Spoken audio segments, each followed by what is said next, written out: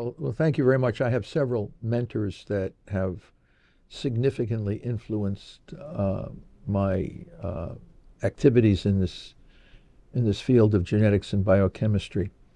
I'd like to especially acknowledge Dr. Herman Brockman from Illinois State University, who provided me with the first solid foundation during my master's degree work in his labs, solid foundation in the concepts of genetics, the basic understanding of the discipline and the rigor and quality of writing that's necessary to communicate your ideas in this particular field. So I'm very grateful for his mentorship during my master's work at Illinois State University.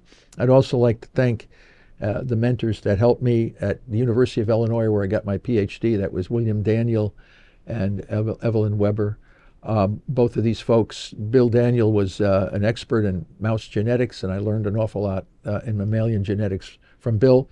And my first introduction to lipid biochemistry came from the work of Dr. Evelyn Weber in the agronomy department at the University of Illinois. I'd also like to thank my discussions with my graduate colleague, Dr. Michael Plewa. He and I were kind of graduate students together at both ISU and at the University of Illinois, and he was a very instrumental guy in focusing on scientific concepts and how we go into deep dives on these things. And then the late Dr. Robert Yu at Yale University. When I left University of Illinois, I did a postdoc and then became a faculty member in the Department of Neurology at Yale.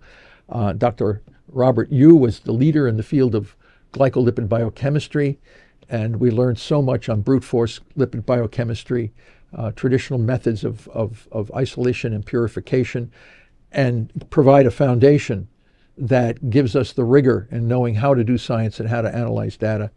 And finally, when I was here at Boston College, I became friends with the late Richard Veech. Dr. Veech was the last graduate student of Hans Krebs, of the Krebs cycle, and Veech was a powerful thinker and got me to understand energy metabolism at a far deeper level. So, basically, these are the folks that can have powerful effects on how we view life and the way we conduct our research. So I'm grateful for having the opportunity to work with these individuals over the course of my 50-year career in the field of genetics and biochemistry.